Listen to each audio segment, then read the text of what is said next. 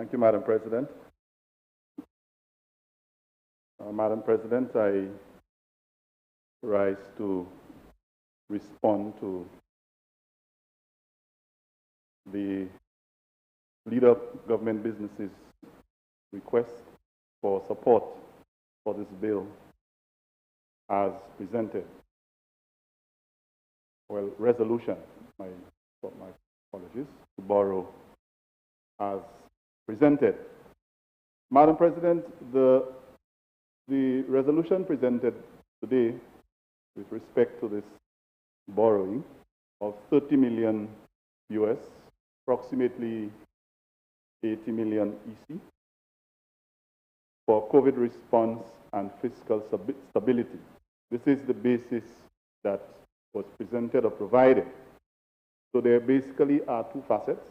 One is for COVID response, the other for fiscal stability. And it is quite clear that this is a policy-based loan. So we want to borrow money because we have to maintain fiscal stability, and we also want to support policy. Now, Madam President, from departure, I want to make it very clear that thus far, the government, as we have heard and seen, seems to have a single formula for responding to or attempting to deal with every single challenge. And in this case, it is no different. And that formula, Madam President, is borrowing. So I did mention there are two facets. So our response to our COVID response is borrowing. Our fiscal stability response is borrowing. And Madam President, at times it looks like the government even wants to resort to blaming, as was attempted earlier on by the Leader of Government Business, Minister for Health. I will not deliberate on it because you ruled on it. I think you have taken care of the issue earlier, except to say that I think she should have been made to withdraw the statement. Very irresponsible, in my view, Madam President, for the Minister for Health to have made an attempt to do we know what, but I will not even give it any more mileage in this house. So, Madam President, back to blame the opposition, and I'll leave it at that. I said I'm not going to give it much mileage, and I mean that. Madam President, back to the issue of support being sought by this Honorable House to authorize that borrowing. It is important to note that St. Lucia is one of two countries in the region accessing that loan. Bahamas is also accessing a similar loan from the CDB. And I think that this clearly states or shows that these countries, like St. Lucia, have a very strong level of dependency on tourism. So that would have been expected to form part of the justification for CDB giving the Bahamas and St. Lucia that loan. And I'm sure we will agree that St. Lucia, among the Eastern Caribbean countries, is one of those most dependent on the tourism sector for its development. So I noticed also, Madam President, that the bill is down for first reading and not going through all its stages. Am I correct? Just want to be clear before I move on. I can see Madam President is there to assist me and to protect me.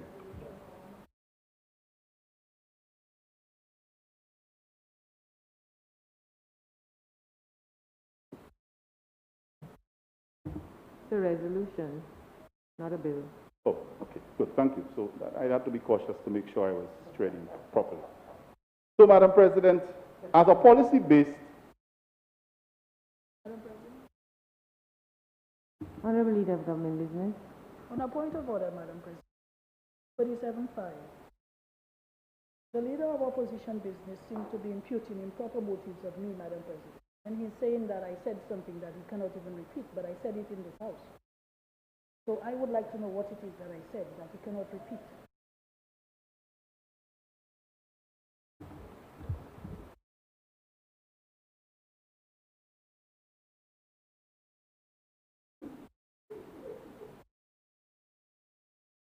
Senator Ferdinand, are you interested in repeating what you said?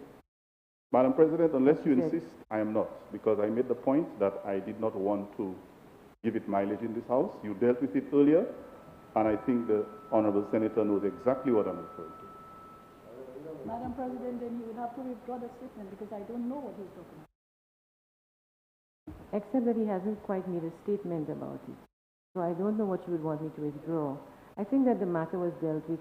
According to him, I allowed you all to dispose of the matter without referencing it further. So I will leave it at that. Thank you, Madam President. Proceed, Seth. So I proceed, thank you. As I said, Madam President, it is a policy-based loan, and where there are policy statements or policy is made or you enact a legislation, then you engage in implementation. So if this is a policy-based loan, you would expect that the justification for borrowing would come from the policy statements or the policies that are outlined. And I await that policy statement. I think in this Honorable House, we have a Minister for Health and who is best placed to make those kinds of statements. Madam President, I also want to suggest and ask that prior to this sitting, we have come here before to borrow money, to approve borrowing for COVID support. We have. Recently we did from the IMF facility. And to date, we are yet to receive a comprehensive report on what happened with those monies. I know we've mentioned certain things, one or two things, but I think it would be correct and proper that the House receives a comprehensive report on what the previous borrowing, the previous funds have been used for, and detail what we have done. And so we can say we have done X, Y, and Z, and we are returning now to borrow more to achieve the other things that we have not achieved. I think it would be quite reasonable if St. Lucians had been given an update on what has been done with the previous monies that were borrowed for COVID support before we come back to borrow another portion. So, Madam President, I also want to say that we have to pay attention to how we manage the fiscal situation that we're facing because of COVID. I believe that in the absence of a comprehensive update on what has been done so far, it leaves me with a lot of concern because we are doing something, we are borrowing more money before we know everything that was done with what we borrowed before. Now, there are other sectors that I believe, Madam President, and the opposition believe, that could benefit and could have benefited from what we borrowed before and what we are here to borrow again. And I think, without putting it into too much detail, we can look at the agricultural sector, which is also affected by COVID.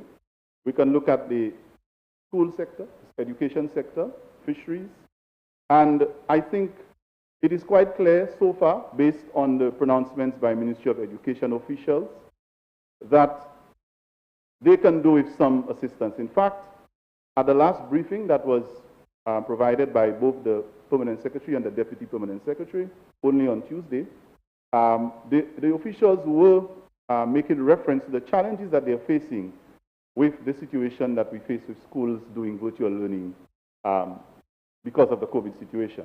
And so, if the officials are talking about support, seeking support from our local service providers with MiFi, they're also mentioning sourcing assistance from corporate citizens.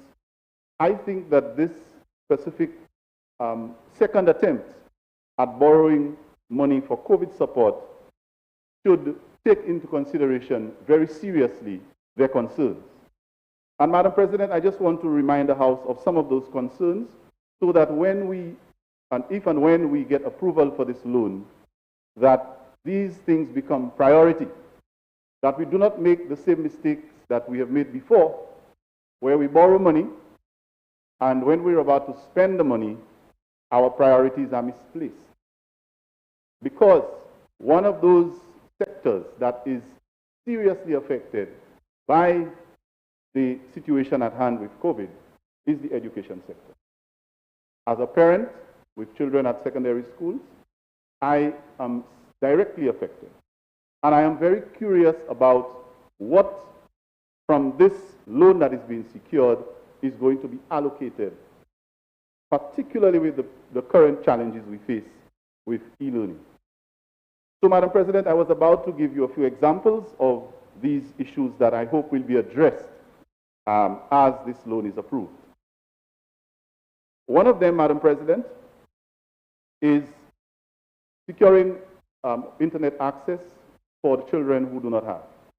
And while there's nothing wrong in partnering with private sector enterprises, and I will not name them. Earlier on, you did remind me that I think I named. So without naming any specific person, there are some service providers that are willing to assist. But I think the primary responsibility in that regard is that of central government. Let the central government lead the way by doing what it has to do first, and then calling on others to help in the effort. I think that would be a very commendable way to do it. So the central government leads the way and say, look, we are putting this into securing those gadgets for our students. Let the service providers come on board. But it seems, based on what has been happening, that the priorities aren't that correct. So, Madam President, I believe that the policy-based response, because remember I said this loan has two facets: COVID response and fiscal stability.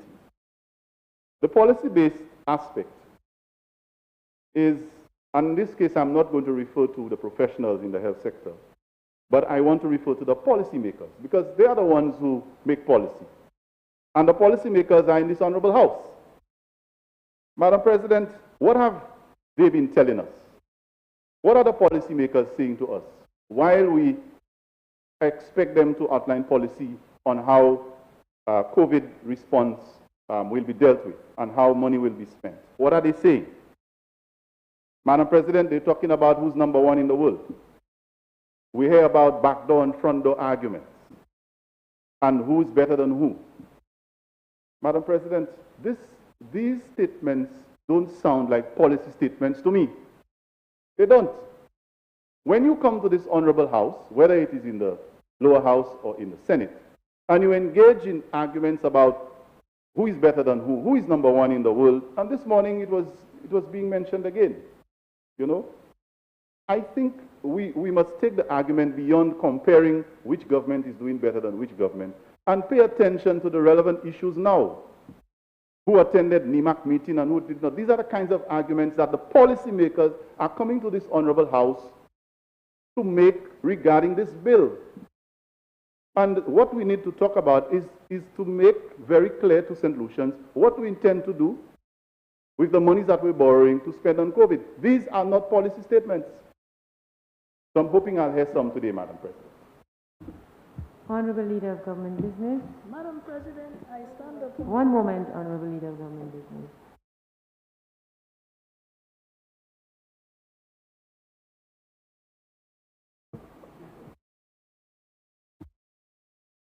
Madam President, I stand on a point of order 37.1.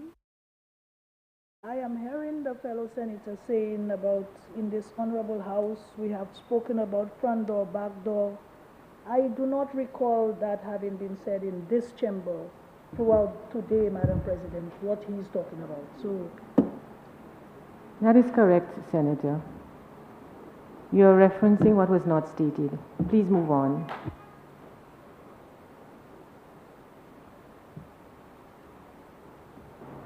I expected the two interruptions, Madam President. I hope I get time if needed. I will move on. My essential point, Madam President, is not so much about what was uttered specifically in this House or any other place. I made reference to policymakers making statements regarding COVID that are not policy statements. And we should move to making policy statements instead. So as you have... Senator, to be correct, you stated that they were stated in this House. If I did, not I simply stand say corrected. that they were stated by policymakers, and that is the reason for the correction. Please move along. Madam President, would you like me to give an example that was stated in this House earlier The this two morning? that were referenced by the leader of government business Yes. were not stated in this House today. Very well. That's what we are referencing. Good. And So I have please- agreed. Please move along. Yes. So let me move away from this because that's not the essence of my contribution. The essence of my contribution here, Madam President, is that we seem to be more concerned and interested in, statements and utterances that are not policy-based. And we need to move away from that and concentrate on what we are here to do. So when it comes to our response to COVID and our justification for borrowing, we need to be hearing statements such as what we have done in securing PPE. Madam President, I have not heard any report in this Honorable House about something to do with the quantity of PPE that has been secured. And that's, in my view, straight down the aisle of the Ministry of Health. The state of our respiratory hospital, Madam President, that would be a more appropriate thing to say. I would expect that something like that could have been given. We could have gotten an update on the state of the respiratory hospital. We have had a significant change in the activity regarding COVID and what kind of equipment we've secured. These kinds of statements would have been a lot more in line with what we're doing. But we're not hearing that. We're not. So while I want to move away from what was not supposed to be said, I am now focusing on what ought to be said. And I'm hoping that we begin to hear a lot more of those types of statements. So, Madam President, I also want to draw the attention to the Honorable House to something that is very simple, a very simple concept that we sometimes miss, and that is best practice. In almost every aspect of governance, there's always opportunity for us to look around us, at our neighbors, whether it's in the region or beyond, and pick up from them what they may be doing that's working. Now, I'm not suggesting that we copy things wholesale, but I'm sure we can cite examples from the region, the Caribbean neighbors, and from beyond, where certain practices or certain responses are actually working. And try to take a page from that, rather than blaming on all the other things that we're doing. And I think we have a couple of examples close by. We may want to consider, for example, an initiative that Barbados has taken, what we call double testing, where we, just to be on the safe side, we test and we double test. We can start talking about that. That's a better conversation, Madam President. So when we respond and we borrow, we say we're borrowing money to do certain things. Let us pay attention to best practice. Let us engage in that type of discussion. And I don't think I'll have to be interrupted along those lines. So, Madam President, back to the issue of the policy. The policy-based loan should be informed by your policies. And the initiatives that you take should be articulated based on your policies. But I get a feeling, Madam President, that in this case, the government seems to be operating in reverse. Ideally, you should articulate your policies, you should state clearly what you want to do, and then you come to borrow or you come to seek resources to back it up. That seems to be the way it ought to be done. Now, I don't profess to be prescribing anything here, but I think we can all agree that before you come and seek to borrow, to do anything, you should have a clear plan as to where you're going. But it seems to me that we're doing the reverse. We are here for the second time to borrow money for COVID support. But what I was talking about earlier on, the clear plan and policy about what is our position on what we're doing has not been there. We have heard detached bits and pieces. There's a lot of reaction to things. When something happens, we react. There's a lot of reactive play going around, but we're not giving the clear picture of where we are at. And that is why I asked to account. Account for what you've spent, account for what you've done with what you've borrowed. Clearly stated where you're going, and then you come back and say, okay, we've spent X amount from what we had before on upgrading the respiratory facility or on upgrading our quarantine facilities, and we are out of funds, so now we are back because we would like to get some more to do Y. But no, Madam President, we are borrowing, and then we go and sit down and try to figure out what we're going to do. So, Madam President,